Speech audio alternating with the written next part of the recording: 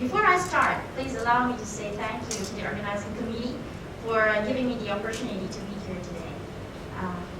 Okay, so I will start my presentation. The title is A Quest to Bring Fish Farms to the Desert.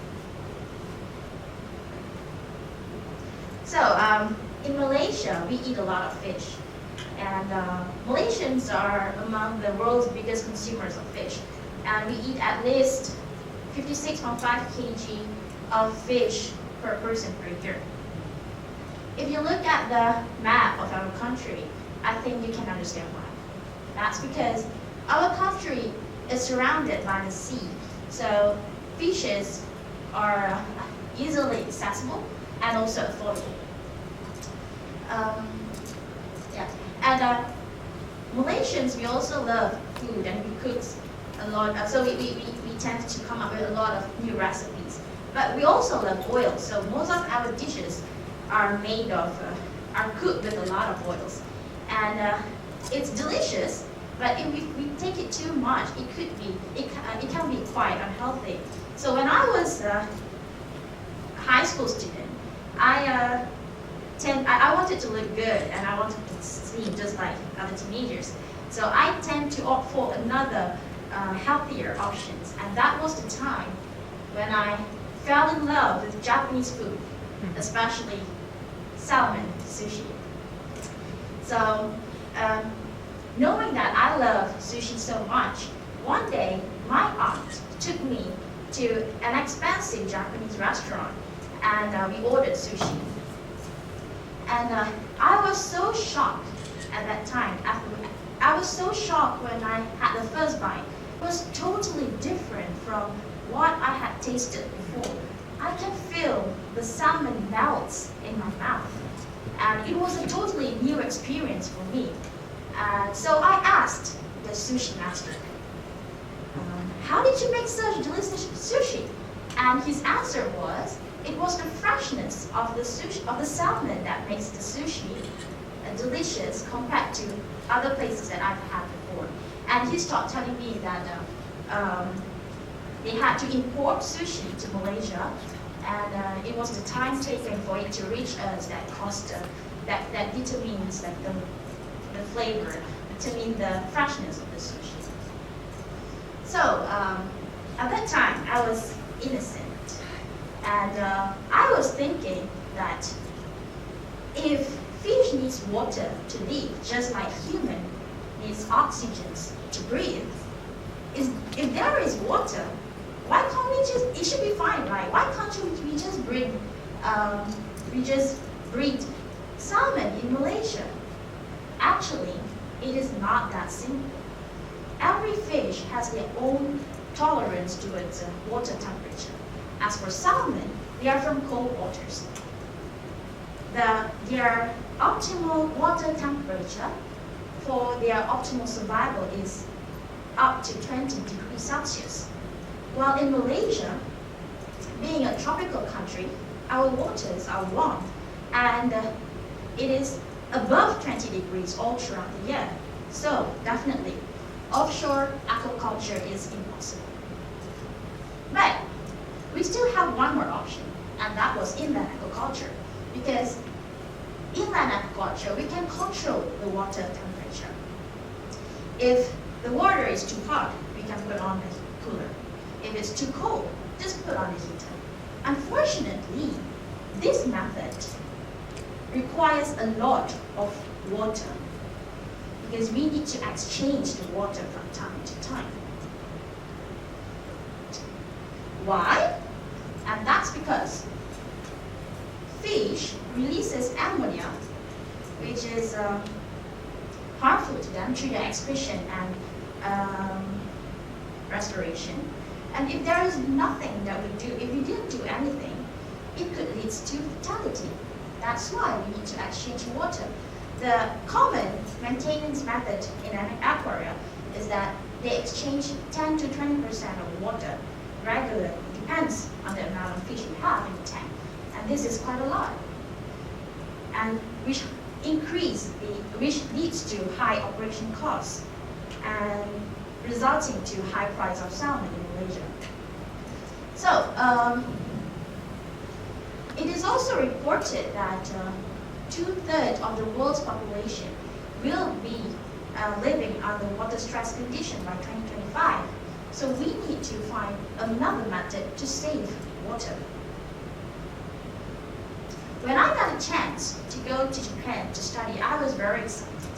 And I think you know why. The first reason, of course, I could enjoy a lot of fresh sushi over here. And thanks to all the delicious food in Japan, I am not slim anymore. It's too delicious to avoid. But another reason is because Japan is prominent for their technological discoveries and inventions. I wanted to learn something that I could do to improve water problems in the world. So I came to長岡University of Technology and I was lucky enough to get myself in aqua soil laboratory, and I did research in water.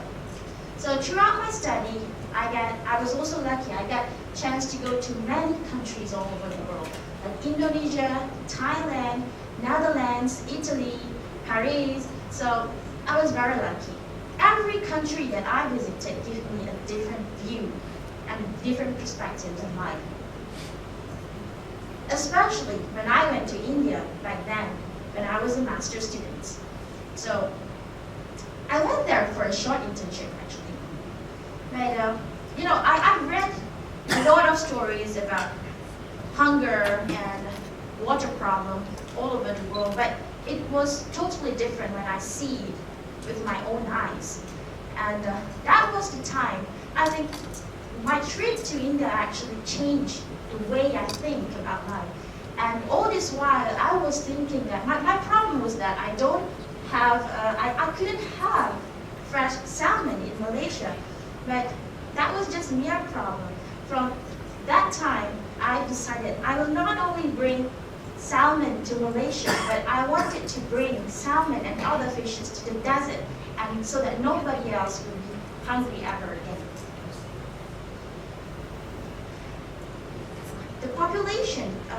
The population is expected to increase to 9.7 billion in 2050. So to meet the demand of food, aquaculture is increasing. Unfortunately, aquaculture has been widely discussed for being not sustainable because it causes a lot of environmental degradation. So how do we reduce aquaculture impact on the environment? That was the question. And for that, we came up with an idea to develop this zero water exchange system for aquarium. So what we do is that we develop a biological reactor called DHS and USB, and they are responsible for nitrification and denitrification. So what we do is, these microorganisms the nitrifying microorganisms will eat up the ammonia, which are harmful to the fishes, and change them into nitrites and nitrates, which are less harmful. Then, the USB reactor, which are responsible for denitrification, will convert those nitrates into nitrogen gases. And nitrogen gases will be released to the environment because as they are inert. And with this system, the ammonia concentration in the water can be kept at low level, so we don't have to exchange water anymore in aquaculture tanks. And for that, we can make aquaculture possible anywhere, even at the desert. The advantage of this method is that, of course, you can reduce water, you can reduce stress to the fish, and you can even prevent virus from entering the tank. Because when you exchange water, you take out water from the natural body, sometimes it contains microorganisms or disease-causing bacteria that can cause fish, that are harmful to fish. If you don't exchange any water anymore, you can prevent all these things. And from our study, the fish that was cultured with this method could survive without no negative health effect on them for 425 days. And these are the type of fish that we cultured. So we started with carps, and we wanted to try other fishes, and such as grouper, yellowtail, eels, and other ones. So, and we successfully, and all of them survived without any health effect. And of course, you must be thinking whether it's safe or not because it's biotechnology, right?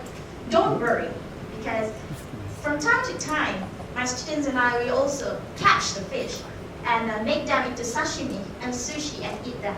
And if you wonder whether it's really safe, we eat it, and I'm still here now, so it is. So,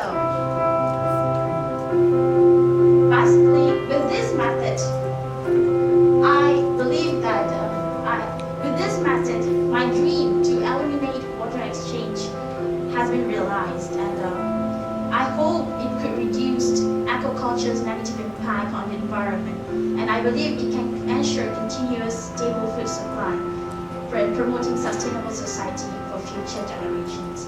I hope this method will be, I hope more people will know about this method and everyone can no longer suffer from hunger.